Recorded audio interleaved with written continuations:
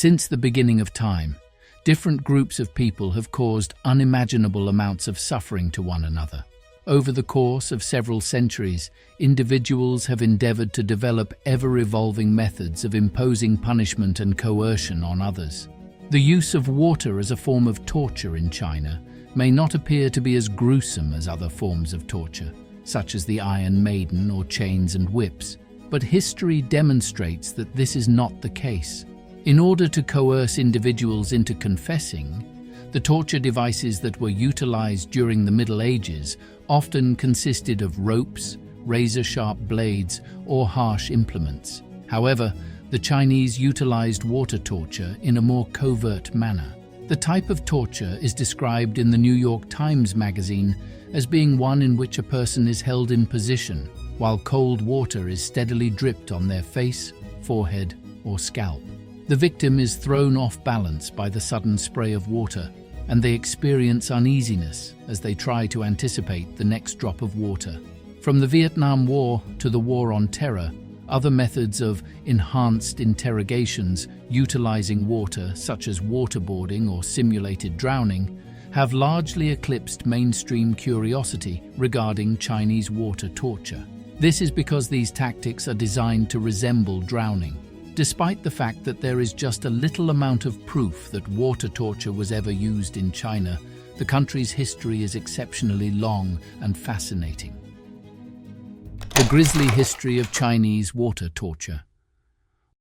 Although there is a paucity of historical documentation of water torture in China, Hippolytus de Marsilius is credited as being the first person to describe the practice in the late 15th or early 16th century.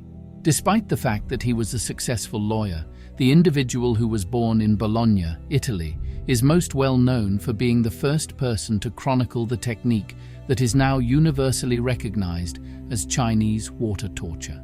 There is a legend that states that de Marsilius came up with the notion after observing how the constant pouring of water over stone ultimately wore away chunks of the granite. After that, he utilized this approach on human beings. As stated in the Encyclopedia of Asylum Therapeutics, this particular method of water torture appears to have stood the test of time, as it was utilized in asylums located in France and Germany during the middle of the 1800s. At the period, there were medical professionals who held the belief that insanity could be traced back to physical reasons, and that water torture had the potential to heal individuals suffering from mental illnesses.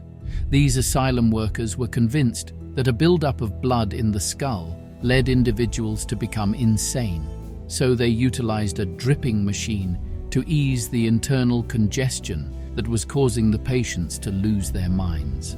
Before applying cold water to the patients' foreheads at regular intervals from a bucket located above, the patients were tied and frequently blinded while the water was being applied. In addition, this medication was utilized in an attempt to alleviate headaches and insomnia, but it was, of course, unsuccessful. The exact year that the phrase Chinese water torture was first used is unknown, but by the year 1892, it had made its way into the general lexicon and was featured in a short story that was published in Overland Monthly and was named The Compromiser. In the end, however, Harry Houdini was the one who brought the word to widespread attention. The well-known illusionist built a tank in England that was filled with water and referred to it as the Chinese water torture cell. This tank was established in 1911. Inverted into the water, he was dropped into the water while both of his feet were shackled. Curtains were drawn to conceal his remarkable escape after bystanders had watched him through the glass front of the tank. The Public Domain Review states that he initially performed the trick in front of an audience on September 21, 1912 in Berlin. This was the first time that the trick was performed. Other methods of water torture throughout history. After Harry Houdini accomplished his remarkable accomplishment, stories of his bravery traveled throughout Europe, which contributed to the widespread popularity of the act's name. In the meantime, actual water torture would become more widespread in the form of war crimes committed in the latter half of the 20th century.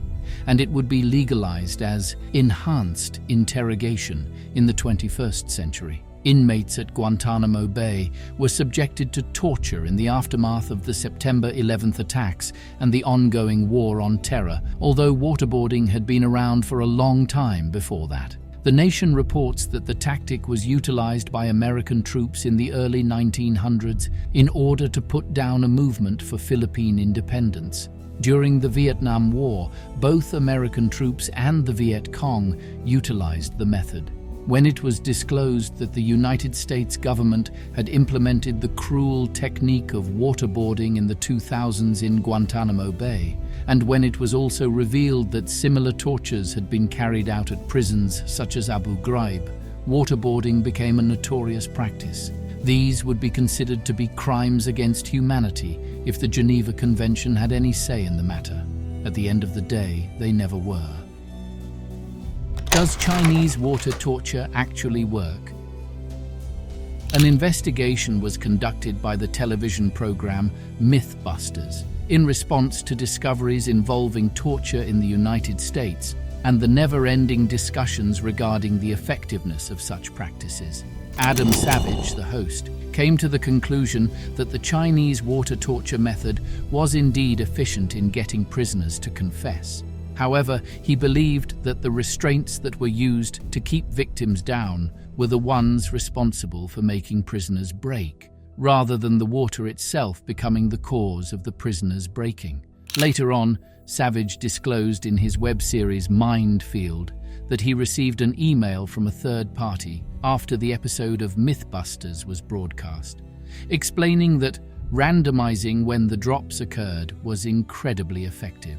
They stated that anything that occurred on a regular basis might become calming and contemplative, but things that happened at random could drive individuals totally insane.